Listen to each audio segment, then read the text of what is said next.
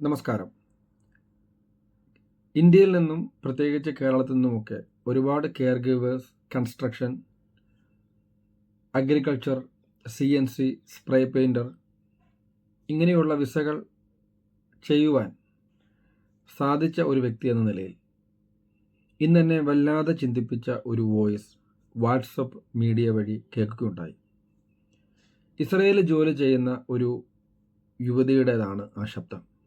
ആ ശബ്ദം ചിലപ്പോൾ ഒരു സത്യമായ അനുഭവമായിരിക്കാം. കാരണം മലയാളികളെ തിരഞ്ഞുപിടിച്ച് എമിഗ്രേഷൻകാർ ഇന്ത്യയിലേക്ക് you go back to India എന്ന് പറയുന്ന സാഹചര്യത്തിലേക്ക് കാര്യങ്ങൾ എത്തിയോ എന്നതാണ് ആ ഒരു വോയിസിൻ്റെ കണ്ടൻറ്റ്. ഒരുപക്ഷെ ഹമാസ്, പാലസ്തീൻ, ഇസ്രയേൽ വിഷയങ്ങളൊക്കെ ഉണ്ടായപ്പോൾ കേരളം എന്ന സംസ്ഥാനം എടുത്ത നിലപാടുകൾ പലപ്പോഴും ഇതിനെ ബാധിച്ചിട്ടുണ്ടോ എന്ന് ചോദിച്ചാൽ കേരളത്തിൽ ജൂയിഷ് ആയിട്ടുള്ളവർ ഉൾപ്പെടെ ഭരിക്കുന്ന പാർട്ടിയിലെ ചിലരൊക്കെ ആയിട്ടുണ്ടാക്കിയ ഒരു കോൺഫ്ലിക്റ്റ് ഉൾപ്പെടെ അത് വാർത്താ സോഷ്യൽ മീഡിയ പ്ലാറ്റ്ഫോമിൽ ചർച്ച ആവുകയും ഇവിടെ ഞങ്ങൾ പലരോടും ചോദിക്കുകയുണ്ടായി, why the Kerala people is doing like these, നിങ്ങൾ എന്തുകൊണ്ടാണ് തെരുവിൽ കയ്യേറ്റം ചെയ്യുന്നത് എന്നിങ്ങനെയുള്ള ചർച്ചകളൊക്കെ ഒരുപാട് വന്നായിരുന്നു. പക്ഷേ അവിടെ ഒന്നും നമ്മൾ ചിന്തിക്കാത്തൊരു കാര്യം ഈ യുവതിയുടെ വോയിസിൽ കേട്ടപ്പോൾ എന്നെ വല്ലാതെ ചിന്തിപ്പിക്കുകയുണ്ടായി. കാരണം ഒരു വശത്ത് ഇസ്രയേൽ ബെൻഗൂറിൻ എയർപോർട്ടിലേക്ക് നോക്കിയാൽ UP പോലുള്ള സംസ്ഥാനങ്ങളിൽ നിന്ന് ഒരുപാട് വ്യക്തികളാണ് ഇസ്രയേലിലേക്ക് ജോലിയുമായി വരുന്നത്. എന്നാൽ കേരളത്തിൽ നിന്ന് വളരെ കുറച്ചുമാണ്. അതേ സ്ഥാനത്ത് ഇവിടെ നിന്നുകൊണ്ട് എമിഗ്രേഷൻകാർ പറന്നു പിടിച്ചുകൊണ്ട് ഇന്ത്യക്കാരെ, അല്ലെങ്കിൽ കേരളത്തിലുള്ളവരെ, ഇന്ത്യക്കാരെ അല്ല, ഇന്ത്യയിലുള്ള നമ്മുടെ സംസ്ഥാനമായ കേരളത്തിലുള്ളവരെ തെരഞ്ഞു പിടിച്ചുകൊണ്ട് കയറ്റിവിടുന്നു എന്നുള്ള ഒരു വലിയ വാർത്ത കൂടെ ഇതിനോടൊപ്പം ചേർത്ത് വെക്കുകയാണ്. ഇത് സാധ്യമോ എന്നെനിക്ക് അറിഞ്ഞുകൂടാ. അതായത് കേരളത്തിലുള്ളവരുടെ പാസ്പോർട്ട് നോക്കി കേരളത്തിലുള്ളവരെ പറഞ്ഞു വിടുന്നത് സാധ്യമോ എന്നൊന്നും എനിക്ക് അറിഞ്ഞുകൂടാ. ഇതിൻ്റെ അനുഭവസ്ഥരാണ് മുന്നോട്ട് വരേണ്ടത്. എന്നാൽ ഈ ഒരു യുവതിയുടെ വോയിസിൽ അത് കേട്ടപ്പോൾ ഹൃദയത്തോട് ചേർത്ത് വെച്ച് ചിന്തിച്ചപ്പോൾ ചില കാര്യങ്ങൾ സത്യമെന്ന് തോന്നിയതുകൊണ്ട് മാത്രം നിങ്ങളുടെ മുന്നിലേക്ക് എത്തിക്കുന്നു. പ്രവാസിക്ക് ഈ പറയുന്ന കോൺഗ്രസ് എന്നോ കമ്മ്യൂണിസ്റ്റ് എന്നോ BJP എന്നോ ഇല്ല. ഇവിടെ നിന്നൊരു ചിന്തിക്കുമ്പോൾ പ്രവാസിക്ക് മതം പ്രവാസം തന്നെയാണ്, പ്രവാസി തന്നെയാണ്. ആ ഒരു ആംഗിളിലാണ് ഞാൻ എടുത്തത്.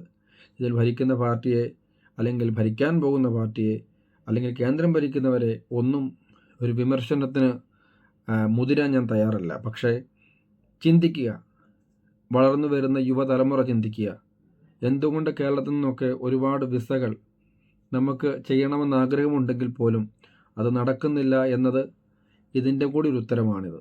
സോ ഈ വോയിസ് കേട്ടിട്ട് ഹൃദയത്തിൽ സത്യമെന്ന് തോന്നുന്നവർക്ക് ഷെയർ ചെയ്യാം, കമൻറ്റ് നൽകാം. ഇനി അതല്ലേ വിമർശിക്കണമെങ്കിൽ വിമർശിക്കാം. സൈബർ ഇടങ്ങളിൽ നിങ്ങൾക്കിരുന്ന് വിമർശനങ്ങളോട് വിമർശിക്കാം.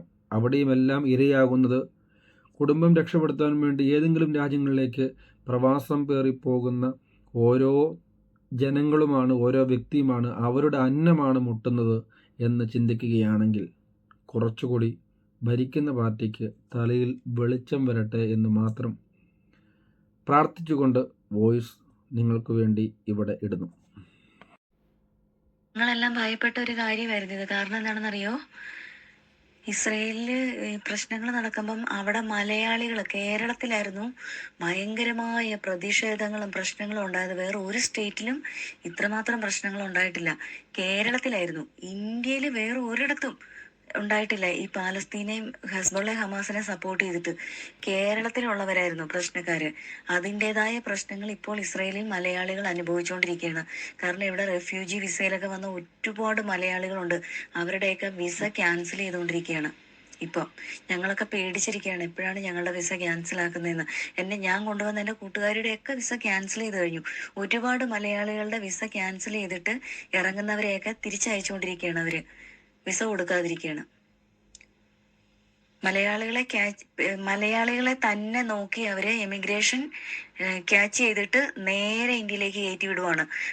1 മാസം 10 ദിവസം 15 ദിവസമൊക്കെ ജയിലിൽ പിടിച്ചുകൊണ്ടിടുക.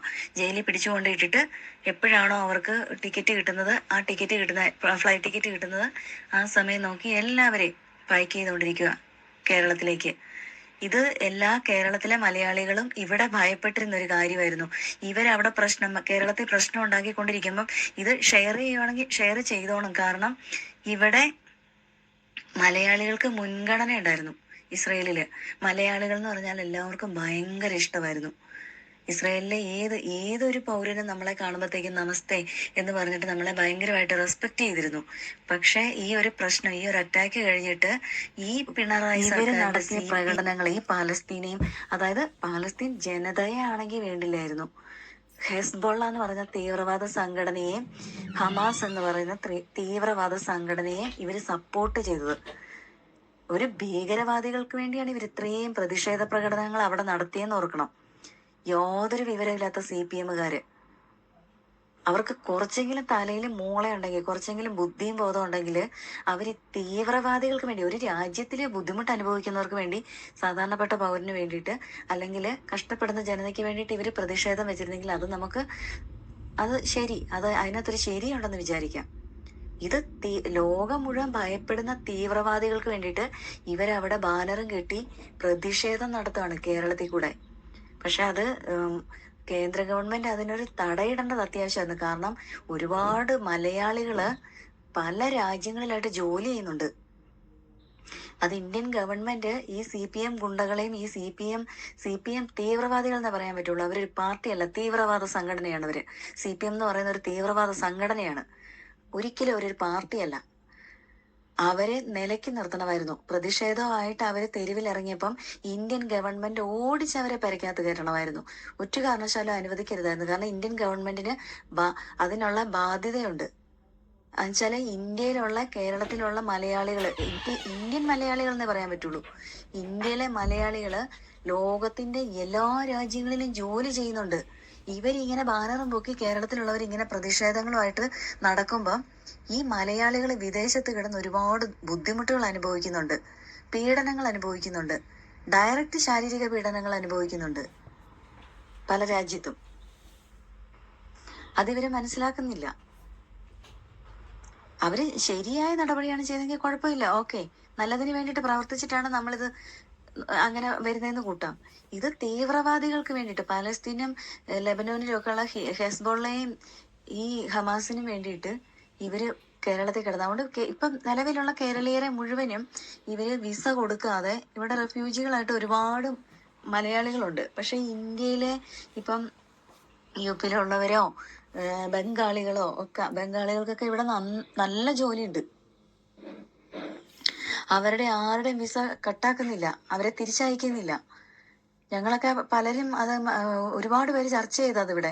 ഗുജറാത്തിലുള്ളവർക്കോ ബംഗാളികളായ ആരുടെയും അവർ കട്ട് ചെയ്യുന്നില്ല, വിസ കട്ട് ചെയ്യുന്നില്ല. അവർക്ക് വിസ കൊടുത്ത് കണ്ടിന്യൂസ് ആയിട്ട് വിടുക. 5 വർഷം എങ്ങനെയാണെങ്കിലും ഇവിടെ വിസ കൊടുക്കാൻ പറ്റും ആ റെഫ്യൂജികൾക്ക്. നമ്മൾ ഇന്ത്യക്കാരെ അഭയാർത്ഥികളല്ല. അതായത് ഇപ്പൊ എറിത്രിയ, എത്യോപ്യ, ആഫ്രിക്ക, അങ്ങനെയുള്ള ഉക്രൈൻ, അങ്ങനെയുള്ള രാജ്യങ്ങളിൽ നിന്നുള്ളവർക്കൊക്കെയാണ് ഇവർക്ക് വിസ കൊടുക്കേണ്ട കാര്യമുള്ളൂ, റെഫ്യൂജികളായിട്ട് ഇവിടെ വന്നിട്ട്. ഇന്ത്യയിൽ നിന്ന് ഒരുപാട് റെഫ്യൂജികളായിട്ട് ഇവിടെ ഈ ഇസ്രയേലിൽ വരുന്നുണ്ട് ആൾക്കാർ, ഒരുപാട് റെഫ്യൂജികൾ. പക്ഷെ ഇന്ത്യയിൽ അങ്ങനെ ഒരു പ്രശ്നമുള്ള രാജ്യമല്ല. അവിടെ യുദ്ധങ്ങളോ മറ്റുള്ളവരുമായിട്ടുള്ള പ്രശ്നങ്ങളോ ഭീഷണികളോ ഇതൊന്നുമില്ല. അവിടുന്ന് ഒരു അഭയാർത്ഥി വേറൊരു രാജ്യത്തേക്ക് അഭയം തേടി പോകേണ്ട ആവശ്യമില്ല. എന്നിട്ടും ഇന്ത്യയിൽ നിന്ന് റെഫ്യൂജി എന്ന് പറഞ്ഞിട്ട് ഇസ്രയേലിലേക്ക് എത്തുന്നവരെ ഇവരിവിടെ സ്വീകരിച്ച് വിസ കൊടുത്ത് ഇവിടെ ജോലി കൊടുക്കുന്നുണ്ട്. അത് ഇന്ത്യയോടുള്ള ഒരു ബന്ധം കൊണ്ടാണ്. പക്ഷെ അത് കേരളം നശിപ്പിച്ചു കളഞ്ഞു. ഇന്ത്യയോടുള്ള ബന്ധമല്ല, കേരളത്തിലെ ജനങ്ങളെ അവര് പുറന്തള്ളി കളഞ്ഞു. ഞങ്ങളൊക്കെ എപ്പോഴും ചോദിക്കാം, എന്താ മലയാളികളെ കാണുമ്പോൾ ഇവർക്ക് എന്താ ഇത്ര പ്രശ്നം? മലയാളികൾ വിസയ്ക്ക് നമ്മൾ 4 മാസം കൂടുമ്പോൾ നമുക്ക് വിസ കിട്ടുന്നത്. നമ്മൾ അവിടെ ചെല്ലുമ്പോഴത്തേക്ക് ഗോ ബാക്ക് ഇന്ത്യ എന്നാ അവര് പറയുന്നത്. അവര് നമ്മളെ ഭയങ്കരമായിട്ട്, മലയാളികളെ പുച്ഛത്തോടെയാണ് അവര് കാണുന്നത്. ഇപ്പം അവർക്ക് ദേഷ്യമാണ് നമ്മളെ കാണുമ്പോൾ. ഞങ്ങളൊക്കെ പരസ്പരം അങ്ങോട്ടും ഇങ്ങോട്ടും ചോദിക്കണം, ഇവർക്ക് എന്താണ് എമിഗ്രേഷൻ, എന്താണ് നമ്മളോട് ഇത്ര വൈരാഗ്യം, നമ്മളോട് എന്താണ് ഇത്ര ദേഷ്യം എന്ന്. അവര് കയറിപ്പൊക്കോളാനാ പറയുന്നേ, ഇസ്രയേലിൽ നിൽക്കണ്ടെന്ന്. എന്നിട്ട് അവര് ചെല്ലുന്ന മലയാളികളുടെ എല്ലാം വിസ കട്ട് ചെയ്യുവാണ്, ക്യാൻസൽ ആക്കിയിട്ട് കയറിപ്പൊക്കോന്നാ പറയുന്നത്. ഒരിക്കലും നടക്കാത്ത പോലെ എമിഗ്രേഷൻ പറന്നിറങ്ങി നടന്നിട്ട് ഈ വിസ ഇല്ലാതെ ഇവിടെ നിൽക്കുന്ന റെഫ്യൂജികളായ കട്ട് ചെയ്തിട്ട് വീണ്ടും ഇവിടെ നിൽക്കുന്ന വിസ ഇല്ലാതെ നിൽക്കുന്ന ഈ റെഫ്യൂജികളെ മുഴുവനും, അതായത് മലയാളികളെ തന്നെ അവർ തെരഞ്ഞു പിടിച്ച് അവര് കയറ്റി അയച്ചുകൊണ്ടിരിക്കുകയാണ് ഇപ്പം.